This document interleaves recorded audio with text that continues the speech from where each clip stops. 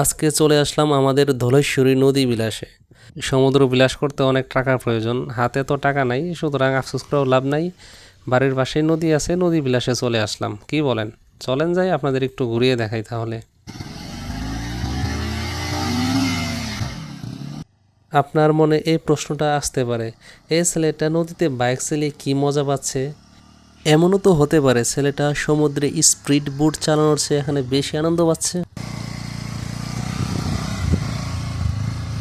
আপনার মনে হতে পারে এই ছেলেটা এখানে কচুরি পানা তুলে আমাদেরকে কি বোঝাতে চাচ্ছে, কিন্তু ছেলেটা হয়তো পাহাড়ের ঝর্ণার ধারে পাথর কুড়ানোর চেয়ে এখানে বেশি আনন্দ অনুভব করছে। যা আছে তার মধ্যে আনন্দ খুঁজে নিতে হয়, বুঝলেন। নদীর পাড়ে না আসলে যে যে প্রাকৃতিক সৌন্দর্য এগুলোর উপভোগ করা হয় না। আমরা আছি ধলেশ্বরী নদীতে, পারলেন যে নদীর পানি শুকিয়ে গেছে, নদীর উপর দিয়ে বাইক চালিয়ে চলে আসছি। পিছনে আছে পানা ফুল, তাছাড়া দেখতে পারতেছেন যে ধান চাষ করা হয়েছে এখানে। এগুলো হলো মূলত আমরা বোরো ধান বলি। দেখেন ধানের কালারটা একটু ডিফারেন্ট ধরনের।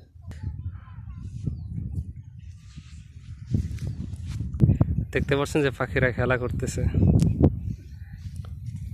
হ্যাঁ,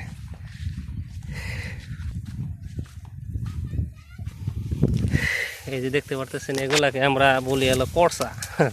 এগুলো খাওয়া যায়, মিষ্টি হয়, আবার অনেকগুলো মিষ্টি হয় না।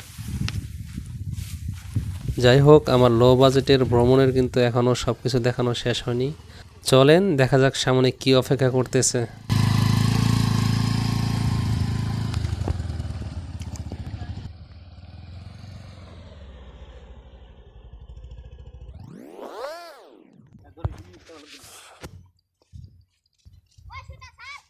আমি কি উড়াতে পারবো নাকি? ওই যে দেখতে পারতেছেন যে ঘুড়ি, ছোটবেলায় ঘুড়ির যে কত পাগল ছিলাম আমি, বলার মতো না।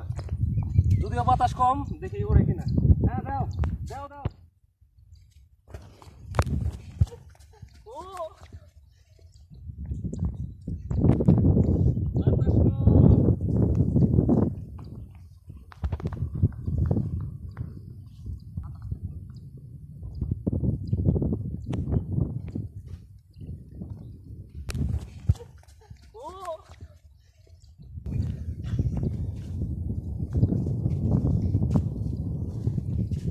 ভালোই আনন্দ করতেছি। তাহলে এখন যাওয়ার সময় হয়ে গেছে, আমরা চলে যাই। দীর্ঘ সময় যাবত আসছি আমরা।